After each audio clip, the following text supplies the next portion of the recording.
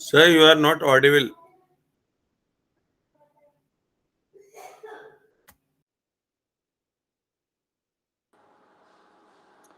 Okay, am I audible? Now you are audible. Okay, thank you, doctor. Thank you. Okay, so we are talking about sedative and hypnotics. Sedative का मतलब है जो calm down कर दे, hypnotics का मतलब है जो स्लीप इंड्यूस कर दे। अगर मैं बात करूं तो पहला सेडेटिव और हिप्नोटिक हम यूज कर रहे हैं, दैट इज बारबिचुरेट। ये बारबिचुरिक एसिड के डेरिवेटिव्स हैं और रिलीव, बॉडी में रिलीफ का काम करते हैं। ठीक है, इनके फायदे हैं to produce sedation, hypnosis, anticonvulsant. हम इसे जनरल एनेस्थीसिया के लिए भी यूज कर सकते हैं। Next is benzodiazepine. ये बहुत कॉमनली यूज होने वाले ड्रग है, एंग्जियोलाइटिक। एंग्जियोलाइटिक का क्या मतलब है? Decrease anxiety. They are relatively safe and they have minimum toxicity. Relatively safe हैं और मिनिमम टॉक्सिसिटी के साथ है। Now there are some new compounds जो इस तरीके से काम करेंगे। पहला है जोपिक्लोन। जो जोपिक्लोन है ये short term management of insomnia. What is insomnia? Not able to sleep, not able to sleep, and it has low abuse potential. Low abuse potential का मतलब क्या है? आदत लगने के चांसेस कम हैं। बाकी इन ड्रग्स के आदत लगने के चांसेस भी होते हैं। ठीक है, इसकी ज़रूरत होती है जब ट्रांजिएंट, सिचुएशनल और क्रॉनिक इंसोम्निया के केस में। देन है जोल्पिडेम। ये जो है नॉन बेंजोडाइजपीन हिप्नोटिक है। ये इंडिकेटेड है सिर्फ short term management of insomnia में। सो अभी हमने क्या पढ़ा? अभी हमने पढ़ा बारबिचुरेट पढ़ा, बेंजोडाइजपीन्स पढ़ा, फिर कुछ न्यू कंपाउंड्स जिसका नाम है जोपिक्लोन and जोल्पिडेम। Now, now there are some narcotic agents. Narcotic agents जो हैं they are basically narcotic analgesic. Analgesic का मतलब क्या है? Which relieve pain by acting on CNS और peripheral pain. ठीक है, अब इसमें हमारे पास ओपियोइड आ जाता है, नारकोटिक, मॉर्फिन, फिर non opioid, non narcotic, aspirin like analgesia. Analgesia का मतलब है वो चीज जो पेन को कम कर दे, वो चीज जो पेन को कम कर दे। Now, drug obtained from morphine are known as opioids or narcotic analgesic. The opium is obtained from the opium poppy. ये प्लांट का नाम है जहां से हमें ओपियम मिलता है, जिसको हिंदी में हम लोग अफीम टाइप भी बोलते हैं ना। नाउ ओपियोइड्स क्या है? ये अनराइप सीड कैप्सूल है पॉपी प्लांट का। पहला हम डिस्कस करेंगे मॉर्फिन। जो मॉर्फिन है ये analgesia through action in brain and spinal cord करता है। That contains peptide possessing opioid like pharmacological agent। Main action opium का है कि ये सीएनएस डिप्रेशन करता है which further results in analgesia. तो क्या करेगा? जो ये मॉर्फिन है, मॉर्फिन क्या करेगा? ये सीएनएस को और स्पाइनल कोड को थोड़ा डिप्रेस करेगा, जिसकी वजह से क्या होगा? पेन ही फील नहीं होगा, तो पेन डिक्रीज हो जाएगा। अब पेन डिक्रीज करने के साथ साथ सीएनएस को तो बाकी चीजें भी कंट्रोल कर रहा है, सिर्फ पेन तो कंट्रोल कर नहीं रहा। क्या? जैसे कि रेस्पिरेटरी सेंटर भी। तो अगर मॉर्फिन की ज्यादा डोज का एक साइड इफेक्ट होता है क्या? Respiratory depression. ठीक है, now in addition to it causes euphoria and dysphoria. Morphine की दिक्कत है सबसे बड़ी डिपेंडेंस। एनाल्जेसिया प्रोड्यूस करता है ये एलिवेशन ऑफ पेन थ्रेशोल्ड, मतलब पेन के थ्रेशोल्ड को बढ़ा के, है ना। ना अब इसके यूजेस क्या क्या है। एनाल्जेसिया जो बहुत सिवियर और कांस्टेंट पेन होता है तो दिया जाता है। विसरल पेन जैसे मायोकार्डियल इंफार्क्शन, रीनल और biliary colic. Traumatic pain, long bone fracture, जब आप बस इतना देखिए कि जैसे अब पेन हुआ, मान लो हेडेक हुआ, हमने डिस्प्रिन ले लिया, है ना, लेकिन जब बहुत सिवियर पेन होगा, बहुत सिवियर पेन किसी पेशेंट को होता है तो उस केस में मॉर्फिन हम प्रेफर करते हैं। या फिर मैंने आपको यहाँ बताया कि ये ना कफ सेंटर को भी सप्रेस करता है, तो अगर कोई बहुत लंबी कफ है उस केस में भी हम इसे दे सकते हैं। फिर है कोडीन, ये थोड़ा सा ना पेन कम करने में मॉर्फिन से कम काम आता है। ज्यादातर ये कफ सेंटर पे काम करता है, इसलिए इसको बोलते हैं antitussive. What is antitussive? Which decreases cough. Antitussive का क्या मतलब है? Which decreases cough. ठीक है। Now coming to pethidine, pethidine जो है ये sedation, respiratory depression and euphoria morphine के जैसा ही करता है। कुछ लोगों में डिस्फोरिया भी हो सकता है। फिर है फेंटानिल, ये पोटेंट ओपियोइड एनाल्जेसिक है। It is 8 to 100 times more potent than morphine. It is indicated as narcotic analgesic supplement की तरह। फिर है मीथाडोन, ये एक सिंथेटिक कंपाउंड है, सेम और more analgesic activity than morphine. Methadone ना मॉर्फिन से भी ज्यादा अच्छी एनाल्जेसिक काम करता। Now it is use in treatment of visceral pain and antitussive. Tramadol, I guarantee ये सब ने सुना होगा ट्रेमाडोल, है ना। अगर आपने क्लिनिकल प्रैक्टिस कर रहे हो या कभी की है तो ट्रेमाडोल आपने जरूर यूज की होगी। क्या है ट्रेमाडोल, है ना। ट्रेमाडोल क्या है? बहुत पेन में दिया जाता है या कोई पेनफुल डायग्नोस्टिक प्रोसीजर उन सब में। ठीक है। Now we have agonist, antagonist.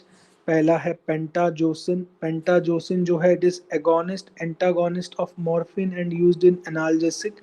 It exerts morphine-like action. It is effective in mild to moderate type of pain associated with surgery, trauma, burn, colic, cancer, in labor and pre-anesthetic medication.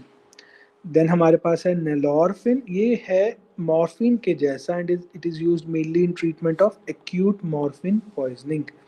Acute morphine poisoning में use होता है।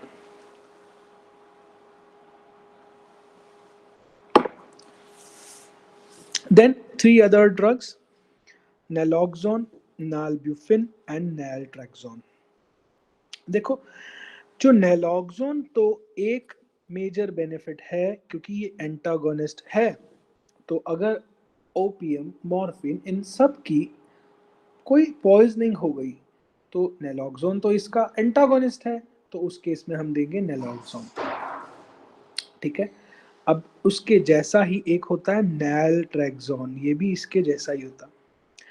अब नैल्ब्यूफिन जो है ये 3 से 4 times more than पेंटोजोसिन इसका काम है, और एंटागोनिस्ट प्रॉपर्टी 10 टाइम पेंटाजोसिन से ज़्यादा है, तो इसको हम पेन, मायोकार्डियल इंफार्क्शन और लेबर के केस में देते हैं। Now coming to non narcotic analgesics, NSAIDs, हमने ये बहुत अपनी लाइफ में यूज़ किया है और प्रिस्क्राइब भी किया है। इसकी पहली ड्रग है सेलिसाइलेट। ये जो सेलिसाइलेट है ये सेंट्रल और पेरिफेरल एक्शन पे भी काम करता है, और इसका जो मेन एक्शन है वो हाइपोथैलेमस पे होगा। They are useful in relieving all dull, itching, throbbing pain of muscle, joint, dysmenorrhoea, toothache, ये सारे पेन के लिए हम सेलिसाइलेट को देते हैं। सेलिसाइलेट्स के अंदर anti inflammatory, rheumatic, anti gout और प्लेटलेट भी। क्या है इसका एग्जाम्पल? इसका एग्जाम्पल है डिस्प्रिन। ठीक है। नाउ अब indomethacin, it possesses same anti-inflammatory property and good analgesic. It is used in rheumatoid arthritis, osteoarthritis and ankylosing spondylitis. Phenylbutazone ये पोटेंट एंटी इंफ्लामेटरी एजेंट है, ये पुअर एनाल्जेसिक और antipyretic action है, इसके mechanism of action इसका similar to NSAIDs ही है। Now propionic acid derivatives हैं जैसे आइब्यूप्रोफिन, सबने सुना होगा आइब्यूपेरा का नाम, है ना, आइब्यूपेरा का नाम हम सबने सुना होगा। आइब्यूपेरा जो आइब्यूप्रोफिन है ये रूमेटॉइड, ऑस्टियो, एंगस्पॉन इन सब में दिया जाता है। अब एक और है वो है पायरोक्सिकैम। पायरोक्सिकैम न्यू एनसाड है, इसके anti inflammatory, analgesic and antipyretic action है। It is indicated in acute or long term or chronic rheumatoid arthritis, osteoarthritis, angstpon, cervical spondylitis and gouty disorders। फिर है डाइक्लोफेनिक और पैरासीटामोल, इनका भी अपने एक एंटी इंफ्लेमेटरी एक्शन है। फिर किटोरोलैक, किटोरोलैक बहुत कॉमनली यूज होने वाली ड्रग है सर्जरी या वैसे एक्यूट पेन के अंदर। फिर है सेलीकॉक्सिब, ये कॉक्स 2 इनहिबिटर होता है, इसका भी एंटी इंफ्लामेटरी एक्शन है, पर हम इसे मेनली यूज करते हैं rheumatoid arthritis, osteoarthritis, neuralgia, pain in सब के अंदर। अगर मैं बात करूं रूमेटॉइड आर्थराइटिस की, तो हमारे पास रूमेटॉइड आर्थराइटिस के अंदर जो सबसे, ये एक auto immune chronic inflammatory joint की डिजीज है, प्रोग्रेसिव है, सिमेट्रिकल मतलब राइट और लेफ्ट जॉइंट दोनों को अफेक्ट करेगी। एक पॉली आर्थराइटिस का मतलब बहुत सारे जॉइंट्स की इन्फ्लामेशन है एंड डिस्ट्रक्टिव है, ठीक है। इनिशियली हम एनसार्ड्स देते हैं, लो डोज कॉर्टिकोस्टेरॉइड्स देते हैं। अगर सिम्टम्स कंट्रोल नहीं हो रहे तब हम देते हैं डीएमडी, इसका नाम है डिजीज मॉडिफाइंग एजेंट्स।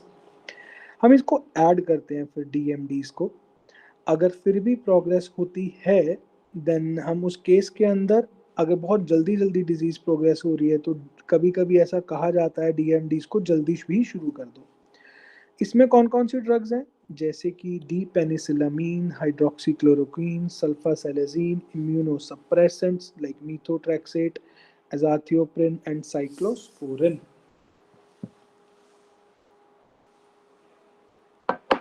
अगर मैं गाउट की ड्रग्स की बात करूं तो गाउट की ड्रग्स मेरे पास अवेलेबल हैं एक्यूट अटैक ऑफ गाउट के लिए, और दूसरा मेरे पास अवेलेबल है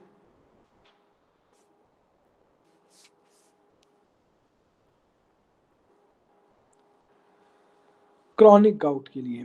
एक्यूट के लिए तो हमारे लिए एनसेड्स, कॉल्चिसिन, स्टेरॉइड्स ये सब सफिशिएंट है, और अगर क्रॉनिक गाउट है उस केस के अंदर हम दे सकते हैं क्या, यूरिक एसिड सिंथेसिस इनहिबिटर, क्योंकि जो गाउट है ना वो यूरिक एसिड की वजह से हो रहा है, तो allopurinol, uricosurics and increase renal excretion.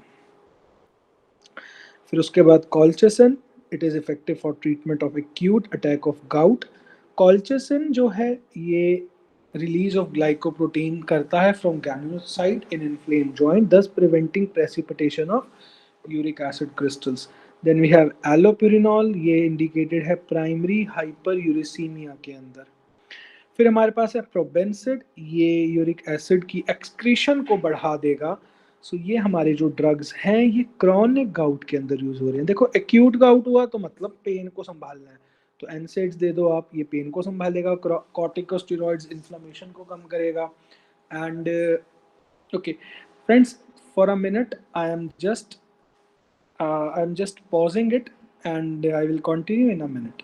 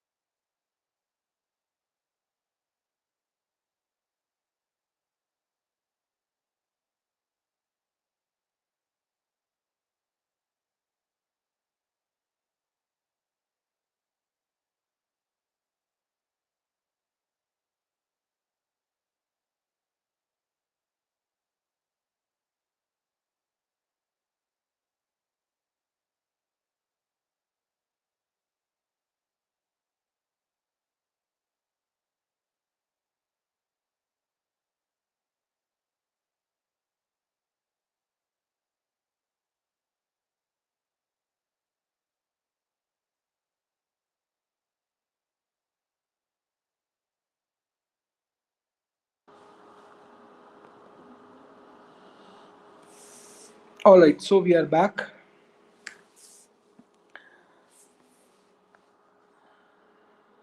So general anaesthesia है हमारे पास, जिसमें हमारे पास कुछ इनहेलेशनल एनेस्थेटिक्स हैं, जैसे नाइट्रस ऑक्साइड। जो N2 है ये इनहेलेशनल एनेस्थेटिक है। अगर हम कोई भी इसे इनहेल करेगा तो उसे एनेस्थीसिया का इंडक्शन और मेंटेनेंस के काम आएगा। फिर हमारे पास कुछ वॉलेटाइल लिक्विड्स हैं, जैसे कि ईथर है, हैलोथेन है, ये दोनों ड्रग्स हमारे लिए काम आते हैं। फिर अब ये तो था इनहेलेशनल। इनहेलेशनल का मतलब है कि इनहेल करने की वजह से एनेस्थीसिया जो हो रहा है, दैट इज इनहेलेशनल। अगर इंट्रावेनस हम ड्रग दें और एनेस्थीसिया हो रहा है, दैट इज इंट्रावेनस एनेस्थेटिक्स। इसमें हमारे पास है बारबिचुरेट, नॉन बारबिचुरेट जैसे कीटामीन, डाइजीपाम, ये हमारे नॉन बारबिचुरेट्स हैं। देन हमारे पास आता है प्री एनेस्थेटिक मेडिकेशन। देन हमारे पास आएगा pre anaesthetic medication, sedatives,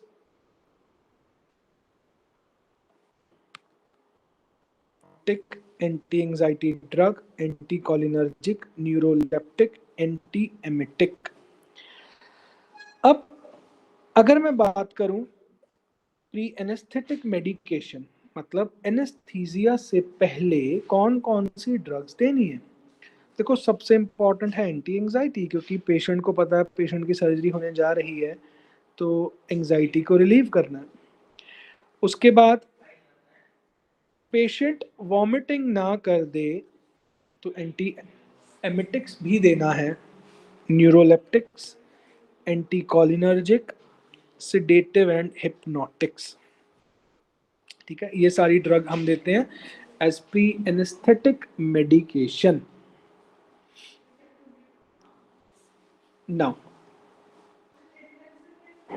now coming to anti epileptic drugs. Anti epileptic drugs की अगर मैं बात करूं, एपिलेप्सी, हाँ जी, कौन बताएगा मुझे चैट बॉक्स में व्हाट इज एपिलेप्सी। एपिलेप्सी को हिंदी में क्या बोलते हैं? एपिलेप्सी को हिंदी में क्या बोलते हैं? एपिलेप्सी को हम लोग हिंदी में बोलते हैं मिर्गी का दौरा, है ना। अब इस केस के अंदर मैंने आपको बताया ऑलरेडी, फिनोबार्बिटॉन जो हमने शुरू में सबसे पहले डिस्कस किया था। Then we have primidone, then we have phenytoin. सबसे इंपॉर्टेंट ड्रग हमारे पास है कार्बामाजिपिन, इथोसक्सीमाइड, मेथक्सीमाइड, वैल्पोरिक एसिड जिसका दूसरा नाम है सोडियम वैल्पोरेट, क्लोनाजिपाम। ये सारी चीज़ें हम लोग यूज़ करते हैं।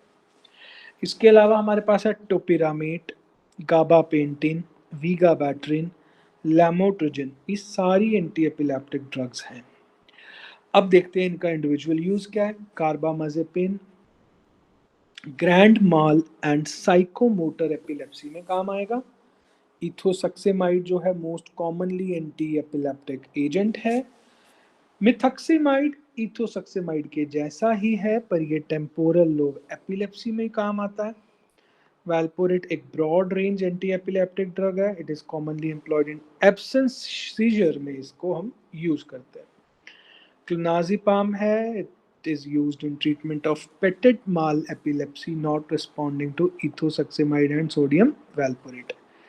फिर हमारे पास है टोपिरामेट, गाबापेंटीन,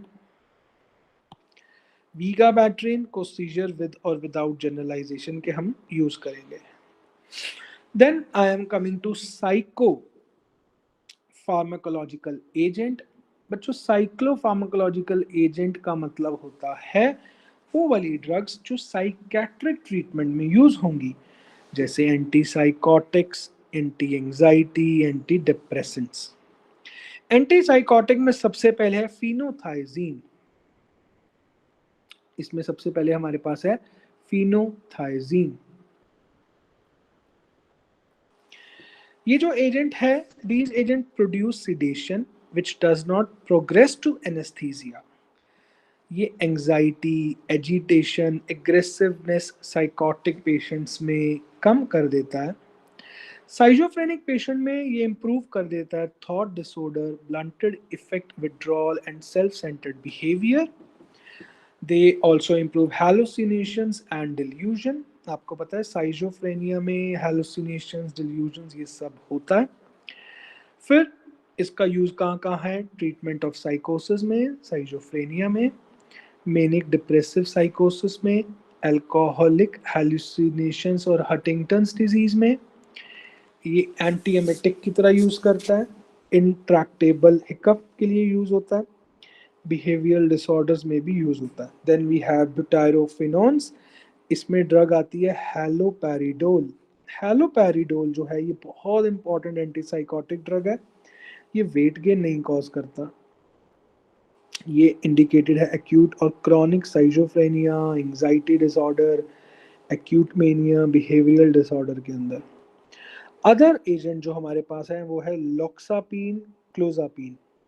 जो क्लोजापिन है ये हर सिजोफ्रेनिया में दिया जाता है, इंक्लूडिंग रेजिस्टेंट केसेस जो दवाइयों पे रिस्पॉन्ड नहीं कर रहे। Loxapine psychotic disorders, paranoid schizophrenia में। Now coming to anti anxiety. Anti anxiety, anxiety के लिए हमने पढ़ा था दो इंपॉर्टेंट ड्रग्स क्लास जो काम आएगी। पहला बेंजोडाइजपीन। बेंजोडाइजपीन वही सेडेटिव हिप्नोटिक है, हमने चैप्टर के शुरुआत में ही डिस्कस किया था। ये एंजाइटी और स्ट्रेस रिलेटेड सिम्टम्स को रिलीव करता है और लो डिपेंडेंस प्रोड्यूसिंग है। Then we have बस्पिरोन।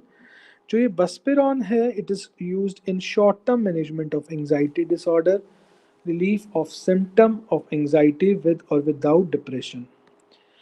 देन कुछ बीटा ब्लॉकर्स हैं, ये डिक्रीज करते हैं symptoms due to sympathetic over activity, जैसे palpitation, tremor, blood pressure. They are used as adjunct to benzodiazepine. Then we have some antidepressants, MAO inhibitors.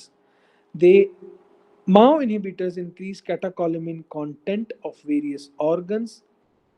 And then we have TCAs, tricyclic antidepressant, जिसमें हमारे पास है imipramine, amitriptyline. Amitriptyline is indicated in depression illness accompanied by anxiety, agitation, restlessness, and disturbance. Then we have sertraline. Sertraline जो है वो SSRI है, selective serotonin reuptake inhibitor, which is currently the most commonly used group of drug in treatment of depression. फिर हमारे पास कुछ है mood stabilisers, जिसको हम बोलते हैं एंटी मेनिक ड्रग। देखो, एक होता है डिप्रेशन जब पेशेंट बहुत डिप्रेस्ड फील कर रहा है, एक होता है मेनिया जब पेशेंट बहुत ओवर एक्टिव है, एंड एक चीज होती है जिसमें पेशेंट दोनों एंटी मेनिया, जिसमें पेशेंट मेनिया भी होता है, एक फेज आएगा मेनिया का, फिर एक फेज आएगा डिप्रेशन का। तो इसको हम क्या बोलते हैं? Bipolar. This is known as bipolar.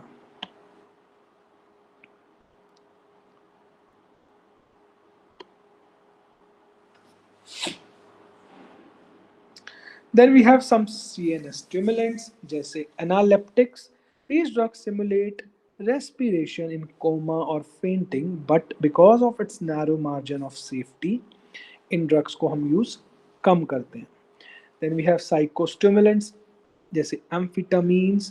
They are central sympathomimetics. These drugs are of abuse and repeated use can cause long-term behavioral abnormality.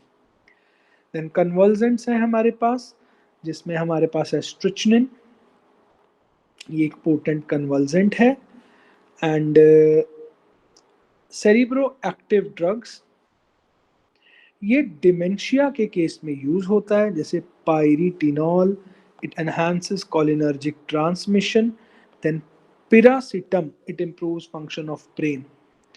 फिर drug used in Alzheimer's disease. Alzheimer's के अंदर हम लोग कौन कौन सी ड्रग यूज करते हैं? एक तो सेंट्रली एक्टिंग कोलिनेस्ट्रेज इनहिबिटर और cholinergic एगोनिट।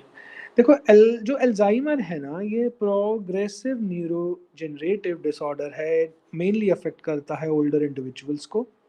Most common cause of dementia which is impairment of intellect, memory and clouding of motor movements. इसके लिए हमारे पास कोलिनर्जिक एक्टिविटी बढ़ाने के लिए है।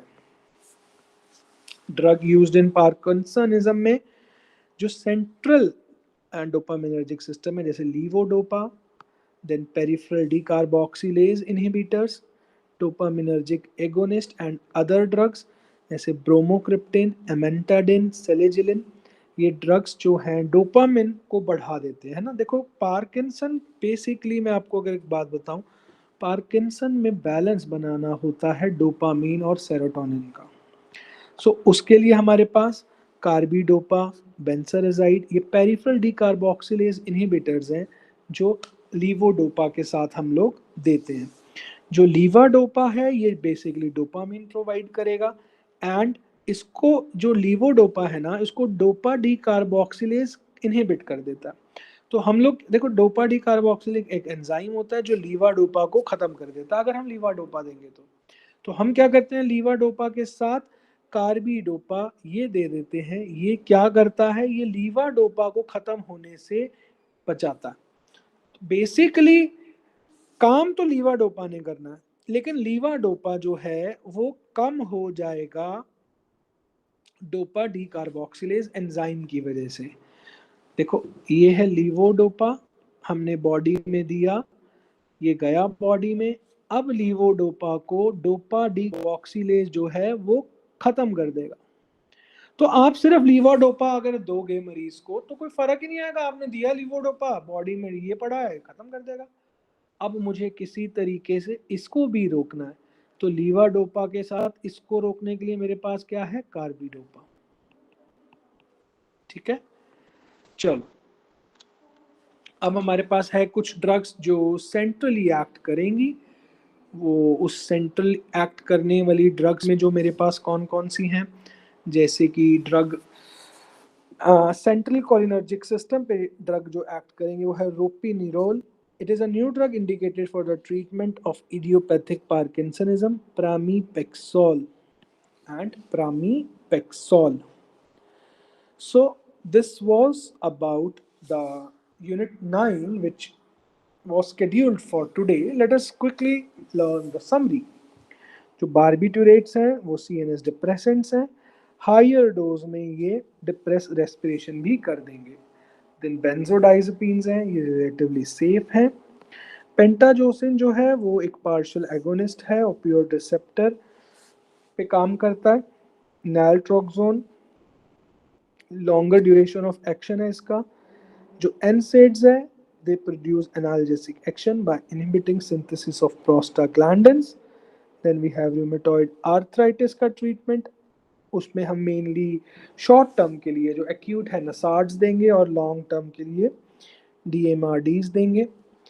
फिर हमारे पास जनरल एनेस्थीसिया के बारे में हमने डिस्कस किया, प्री एनेस्थेटिक मेडिकेशन देखा, फिर हमने कुछ एंटी डिप्रेसेंट्स के बारे में बात की।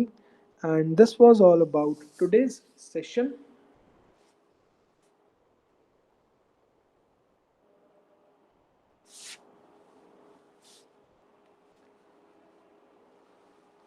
So this was all about today's session. If you have any doubt, please ask. Hello. हाँ जी राहुल।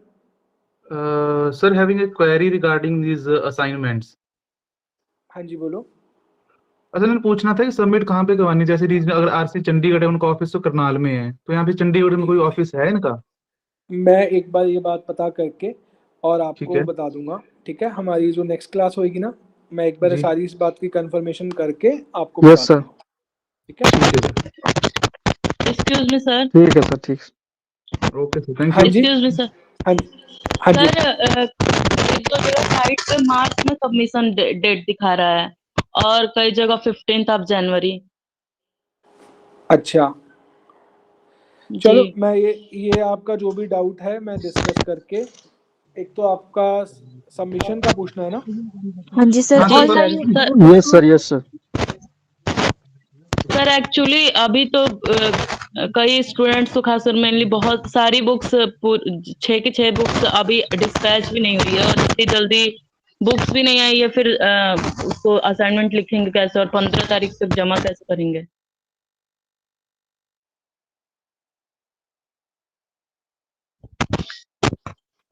ऑलराइट, मैं आपका जो ये डाउट है, मैं आपका ये डाउट डिस्कस करके and I let you know, ठीक है? Okay sir, sir okay sir. चलो, ओके सर। सर 2-3 बार मेल भी कर चुके बुक्स के लिए, लेकिन रिस्पॉन्स भी नहीं है। मैं बात करके आपको बताता हूँ अगली क्लास में ना। और सर ये मेल वाला हम ऑनलाइन सबमिट कर सकते हैं क्या? ऑनलाइन हाँ जी सर, मेल करके। किसको मेल करके? सर जैसे sir assignment sir online mail कर दो। मैं पूछ के बताता हूँ ये वाली बात भी, ठीक है? ठीक है सर, ठीक ऑफिस है का सर, कंफर्म ठीक कर लियो। अगर हमें फिजिकल सबमिट करना होएगा तो हम रीजनल ऑफिस जो करनाल में वहां पे करना है, या हम चंडीगढ़ में कर सकते हैं। सर ने छोड़ दिया। छोड़ दिया चलो ठीक है। रिप्लाई भी तो नहीं करते यार, मेल पे रिप्लाई भी नहीं करते कोई। मेल तो 2-3 बार कर चुके हैं, अभी रिप्लाई नहीं हाँ, आया। रिप्लाई नहीं आता ना, वही तो दिक्कत है। चलो देखते हैं।